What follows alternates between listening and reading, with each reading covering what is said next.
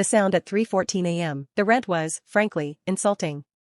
In this economy, finding a one-bedroom apartment in a decent neighborhood for that price was like finding a unicorn in a parking lot. When I first toured the unit, the landlord, a jittery man named Mr. Henderson who seemed to be allergic to eye contact, rushed through the showing. He kept checking his watch, pacing the small hallway, and wouldn't stop talking about how the previous tenant had just moved on. When I asked why there was still a stack of books on the nightstand or why the closet was full of heavy, winter-scented coats, he just waved a hand dismissively. Left in a hurry, he'd muttered. "I'll have it all cleared out by move-in day." I didn't care. I was a student, a final-year pre-service teacher, drowning in lesson plans, internship requirements, and the crushing weight of a 720-hour deployment. I was exhausted, broke, and desperate for a sanctuary. The place had character, high ceilings, crown molding, and those big, beautiful windows that caught the golden hour light perfectly. It felt like a fresh start. It felt like a place where I could finally breathe. The first week was bliss. The silence was absolute, or so I thought. I spent most of my nights at that small wooden desk, grading papers, drafting my final teaching demonstrations, and trying to ignore the gnawing anxiety that comes with being a student on the cusp of the real world. I found comfort in the isolation. It was just me, the glow of my monitor, and the rhythmic scratching of my pen against the lesson plan rubrics. But that peace was short-lived. It ended on the 8th night. It started at exactly 3:14 a.m. I was fast asleep, buried under my blankets, when I heard it. Scritch. Scritch. Scritch. At first, my brain, still fogged by sleep, tried to rationalize it. I assumed it was a rat. We'd had mice in the old university dorms. They always sounded like they were throwing a frantic rave inside the walls. But this wasn't a scurry. It wasn't the frantic, erratic movement of a rodent. It was slow. Deliberate. It sounded like someone was taking a long, jagged fingernail and slowly, painfully dragging it across the wood of the floorboards directly above my head. Scritch, scritch, pause, scritch. I froze. My eyes snapped open, wide and staring into the darkness of my bedroom. The silence of the apartment felt heavy, pressurized. I held my breath, straining to hear over the hum of the refrigerator. The sound stopped.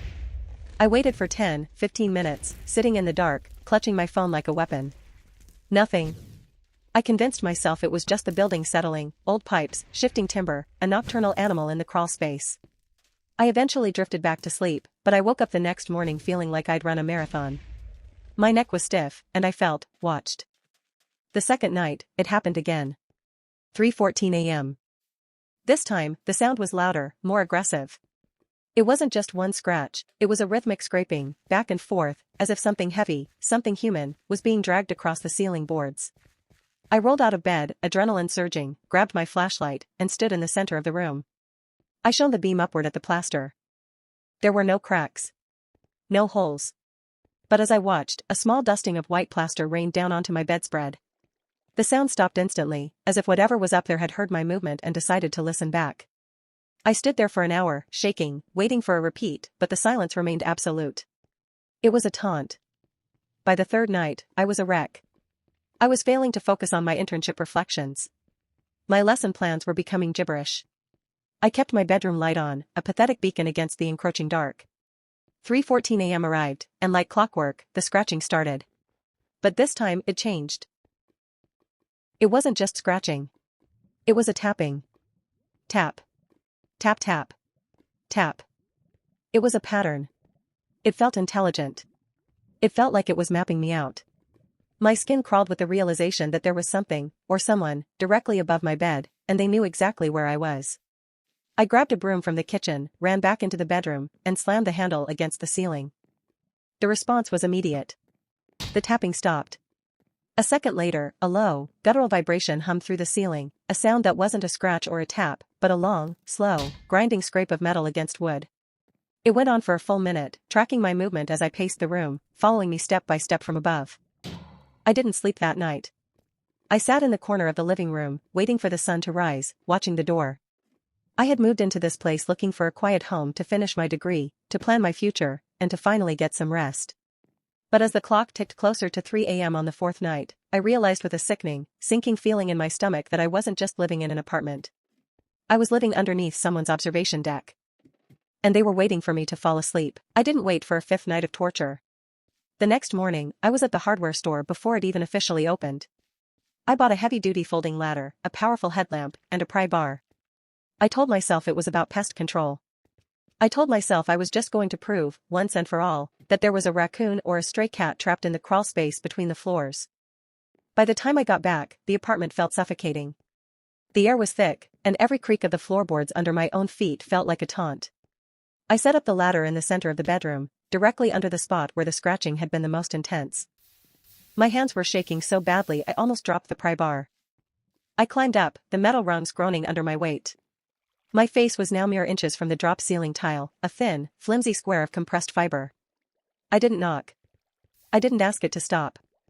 I jammed the edge of the pry bar into the thin gap between the tile and the metal frame and yanked down with everything I had. The tile gave way with a sickening crunch, raining down chunks of brittle plaster and years of gray, settling dust. I coughed, shielding my face, and clicked on my headlamp, bracing myself for the sight of a dead rodent or a nest of debris. But there was nothing. No insulation. No beams. No dirt. Just the underside of the floorboards from the apartment above. But in the corner, nestled in the shadows, was something that made my blood run cold. It was a Polaroid photo, held in place by a small piece of blue painter's tape. I reached out, my fingers trembling, and peeled the photo off the wood. I expected a picture of a previous tenant, maybe a note from a maintenance worker. Instead, I found myself staring at a clear, high-contrast image of me. I was fast asleep in my bed, right below where I was standing. My hair was a mess, my mouth was slightly open, and I was clutching my duvet. It was a top-down shot, taken from a perspective that shouldn't exist. The camera had to have been positioned exactly where my head was right now. The framing was so tight I could see the brand tag on my pillow. A wave of cold nausea crashed over me. I wasn't just being watched. I was being documented. I was a subject in an experiment I hadn't signed up for. I scrambled down the ladder, my breath coming in jagged, shallow gasps. I didn't pack a bag. I didn't grab my laptop, my teaching portfolio, or even my keys. I just bolted. I didn't stop running until I hit the street, the morning sun doing nothing to thaw the ice forming in my chest. I stood on the sidewalk, my chest heaving, and looked up at my bedroom window. The curtains were drawn, but for a split second, I saw the fabric twitch, a deliberate, slow movement, as if someone had just stepped away from the glass. I needed help. I needed to know who lived up there. I marched straight to the leasing office, my mind racing with a dozen ways to explain what I'd found without sounding like a complete lunatic. The manager, Mrs. Gable, was filing paperwork. She looked up, her expression shifting from mild annoyance to pure, unadulterated terror when she saw me, disheveled, covered in white plaster dust, and clutching that Polaroid like a death warrant. I need to know, I demanded, slamming the photo onto her desk, who was living in Unit 402. Right now. She looked down at the photo, and I watched her face drain of color. Her hand went to her throat, her eyes widening as she pushed the picture away as if it were burning her. She didn't say a word. She just stood up, her legs visibly shaking, and walked over to the cabinet behind her. She pulled out a thick, heavy, leather-bound ledger, the kind that looked like it hadn't been opened in a decade. She flipped through the pages, her finger tracing a line. Then she stopped. She looked at me, her voice a hollow, terrified whisper. That unit, she started, swallowing hard, has been legally vacant for 6 years. We haven't had a tenant in 402 since the incident. What incident? I hissed, leaning over the desk. She didn't answer. She just pulled a master key from the hook, her hand trembling so violently the keys jingled against the wall like a funeral bell. We need to go up there, she said, her voice shaking. But I think you should know, the previous tenants of your unit? They didn't just leave. They were the ones who reported the scratching. Every single one of them. And none of them ever checked out. As you think about the places you've lived, the quiet corners, the creaky hallways, has there ever been a moment where you felt that your home wasn't quite as empty as it should be, or have you ever found something left behind that made you wonder who was there before you? Subscribe for part 2.